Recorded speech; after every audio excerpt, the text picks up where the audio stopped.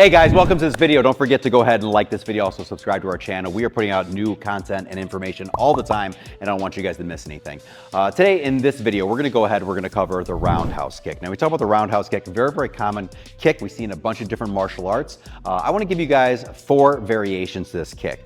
This is such a strong kick. You know, where we're watching MMA fights, you know, we see it in there. Like I said, other kinds of styles. You see this roundhouse kick a lot, but even street fights, we can go ahead and we can utilize as well. That low line is open, especially if someone has a nice direct lead right here, leaving their leg out, well, it gives us a great target. So I'm gonna bring Nikki out here real quick. She's gonna go ahead and just give me a left lead for illustrative purposes.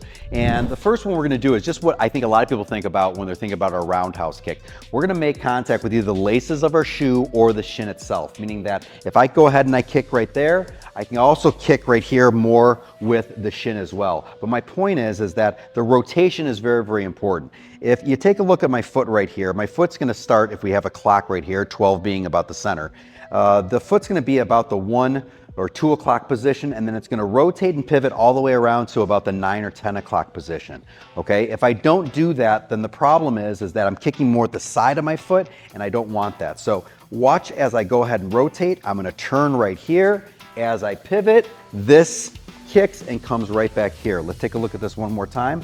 I'm gonna pivot and rotate. My leg's gonna remain bent. I'm gonna put a little snap on the kick right at the end, just like that. And in this case, because I'm this far away, my contact point is the laces of my shoe up against that middle of the thigh right there. So this is kind of like that Charlie horse position right there that I think we always used to hit each other with as we were kids, right? But we go ahead and we do this right here. We turn, we pivot, we rotate, we kick, and then we come right back just like that. Do it one more time, just like this.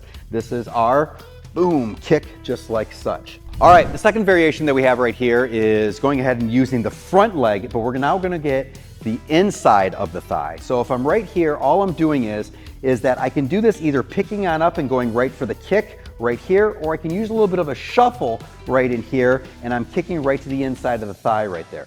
So as we go ahead and do that, pop, right there, that's what we're looking for, still making contact with the lace of the shoe to the inside of the thigh, right above the knee right here. So once again, this is the kick right here. Besides the step, there is not a rotation like there is on the outside thigh kick right here. All we're doing right here is we're either picking up and kicking, or I'm going ahead and shuffling on in as I kick. We can use a shuffle using the front, I'm using the rear foot first, shuffling first, or going ahead and using the first or the front foot to shuffle on in as we go ahead and do that. The third variation that we have in the roundhouse kick is what we call roundhouse kick with the ball of foot. When we're doing that, I'm not using the flat surface of either my shin or the laces of the shoe. What I'm doing is I'm peeling or curling my toes back, and I'm kicking with the ball of the foot or the tips of the toe right there. Why we're using that is that it delivers a heck of a lot of pain right here, because now I'm pinpointing all of that power, all of that speed right into one little point right there. And that's once again still gonna be that little Charlie horse position right there. The setup on that is the exact same thing with the pivot and the rotation, going from about the 1 or 2 o'clock position all the way around to the 9 or 10 o'clock position. And as I kick, I'm kicking right here and coming right back. Once again, as I do this does not feel good on your partner right here, so take it easy on them. But once again, all we're doing is we're using the ball of our foot or the tips of our toes, depending if we got shoes on or not. You need to keep that in mind. As we go ahead and kick right here, boom, and we're coming right back. I'll do it one more time. As we kick and come right back just like that. The last variation that I'm gonna go ahead and show on this roundhouse is a little bit of a variation that a lot of people just haven't seen.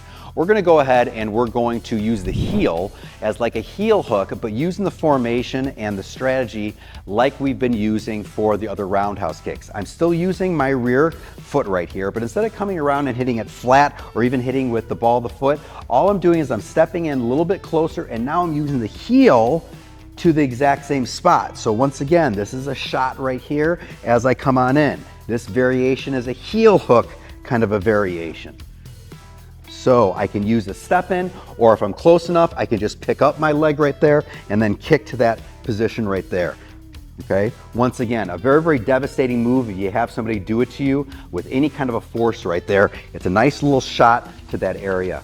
And there we have it. We have our 4 variations for our roundhouses. Make sure we go ahead and we practice it not only in the heavy bag, but also to partners who are holding pads and moving around as well. It's important to make sure that we coordinate that footwork along with moving around, getting the right distancing and also the right timing as well. Thanks so much for hanging with you guys, and we'll talk to you guys soon. Bye-bye.